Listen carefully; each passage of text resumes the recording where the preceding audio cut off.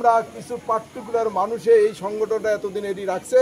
আজকে এই নেতৃত্বে এই আহ্বানে আপনারা যে প্রচুরভাবে এখানে আসছেন, আমার কংগ্রেস দলের থেকে আমার আন্তরিক শুভেচ্ছা। যে কংগ্রেসে দিবে এই কথা আমার দলের কর্মকর্তা হবিবর রহমান আনিজন বিবি সবজান বিবির থেকে আমরা যদি কই শামচুল সবাই কিন্তু এই ঝান্ডা নিয়ে লড়াই হয়েছে। এইখানে বিভিন্ন সময়ে আপনাদের কংগ্রেসের দায় দায়িত্ব পালন করার ক্ষেত্রে সংঘাত পাইছে। ঝড়ি পড়বে লাগছে, তেরপালের ব্যবস্থা নাই, খাওয়ার ব্যবস্থা নাই, পানির বোতল নাই, খাওয়ার কোনো শিশু খাদ্য নাই, স্কুল কলেজ নাই। আমাক এইভাবে তিল তিল করি মানুষক মারি ক্ষমতার বাগজরি হাতত নিয়ে ওর বউক ধনী করবে লাগছে, হয় না নয়? তোমরা ভাববেন আমারটাই ট্যাক্স দিবে লাগছে, আমাকে 1250 টাকার অরুণোদয় দিবে লাগছে। কয়জন পাইছেন এটি অরুণোদয় পাইছেন? লাখপতি বাইদ হয়েছেন কাইও কাইও হন নাই। আজকে যাই বেড়াইবে লাগছে সবগুলো রিমোট কন্ট্রোল হিমন্ত পোষে দিছে বেড়াও। মিটিং করে বলে মিষ্টি খোয়ায়, মিটিং করে বলে বিরিয়ানি খোয়ায়। এই বিরিয়ানি খোয়া কালকে তোমার স্বভাব এই মাটি থাকতে পাবে নাই। 100 টাকার বিনিময়ে যদি আমরা ভোটটা বাংলাদেশি দলক দেই, এই বাংলাদেশি দলে ভারতীয় নাগরিক এটিতে পুশব্যাক করার জন্য হুমকি দেয়। এইবেলা দেখে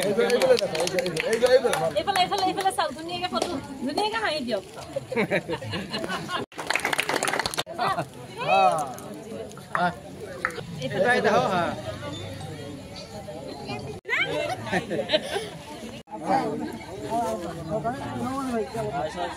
প্ৰথমতে মই সাংবাদিক বন্ধুসকলক আন্তৰিক অভিনন্দন আৰু শুভেচ্ছা জনাইছোঁ। হয়, আমি কংগ্ৰেছ দলে বিগত দিনত যেতিয়া কংগ্ৰেছৰ চৰকাৰ চেণ্ট্ৰেলত আছিল, আমাৰ অসমতো কংগ্ৰেছ চৰকাৰ আছিল, সেই সময়তে বিডিচিৰ গঠন হৈছিল। যথেষ্ট আৰ্থিক অনুদান দিয়াৰ পিছত বিডিচিৰ যিজন BPF নামে এটা ৰাজনৈতিক দল গঠন হ'ল আৰু সেই দলৰ মুৰব্বী হিচাপে হাগ্ৰামা মহিলাৰী দেৱে আছিল তেতিয়া।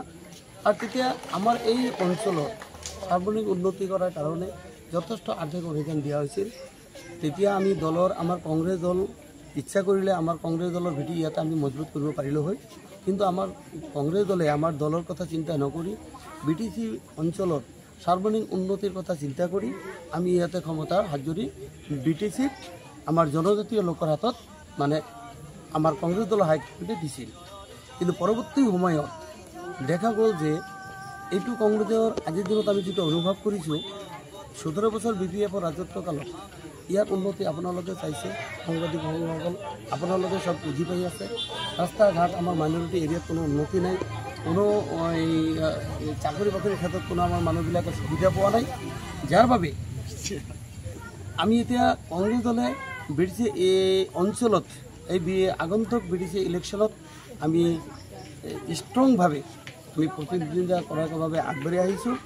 কাৰণ ৰাইজৰ যি হাৰাশাস্তি, যি দুৰ্নীতি BTC অঞ্চলত হৈছে, ইয়াৰ উত্তৰ কিন্তু আমি কংগ্ৰেছে এদিন নহয় এদিন আমি ইয়াৰ যিসকলে ৰাজত্ব কৰিছিল সিহঁতৰ পৰা বিচাৰিম। এইফালে 17 বছৰ BPF ৰাজত্ব কৰাৰ পাছত পৰিৱৰ্তনৰ আশাত ৰাজ্যে UPPLক নেতৃত্ব চৰকাৰক ভোট দিছিল, BJPৰ লগত UPPলে মিলি ৰাজত্ব কৰি আছে।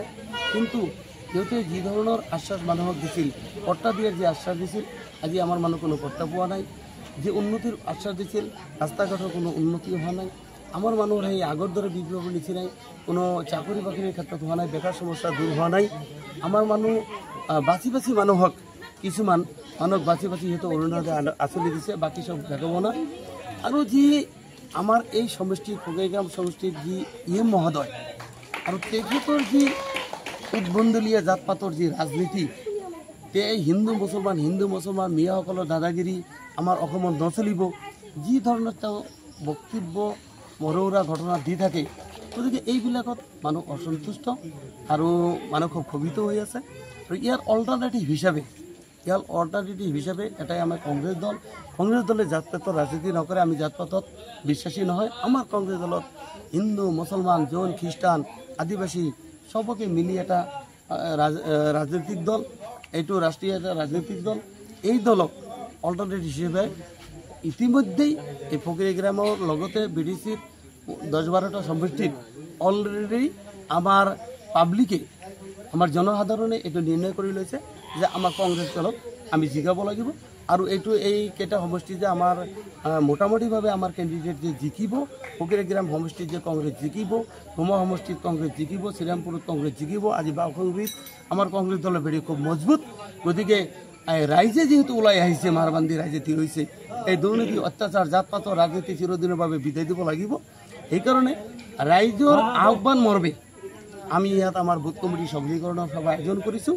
গতিকে আপোনালোকে সাংবাদিক বন্ধুসকল, আপোনালোকে চাই আছে যে BTC অঞ্চলৰ একমাত্ৰ অল্টাৰনেটিভ দল হিচাপে আমাৰ কংগ্ৰেছ দলেই আছে। কংগ্ৰেছ দলেহে শান্তি আনিব পাৰিব, সৰ্বাংগীন উন্নতি কৰিব পাৰিব। ধৰ্মৰ নামত ব্লেকমেইলিং কৰি বিজেপিয়ে ৰাজনীতি কৰি আছে। আজি বস্তু বাহিনী চৰা যি দাম, আজি পেট্ৰলৰ দাম যদি আমি মুছলমান ভাইৰ পৰা যিমান টকা লৈ আছে, 100 টকা যদি লৈ আছে, আমাৰ হিন্দু ভাইৰ পৰা সেই 100 টকা লৈ আছে। কাপোৰ কিনিবলৈ গ'লে যি দাম আমি মুছলমানে দি আছোঁ, হিন্দু ভাইসকলে সেই দামেই দি আছে। সব ক্ষেত্ৰতে পেট্ৰল কিনিবলৈ, সব ক্ষেত্ৰতে সব একেই, কিন্তু এটা ব্লেকমেইলিং, ইমোশ্যনেল ব্লেকমেইলিং কৰি এই দেশ চলাই আছে।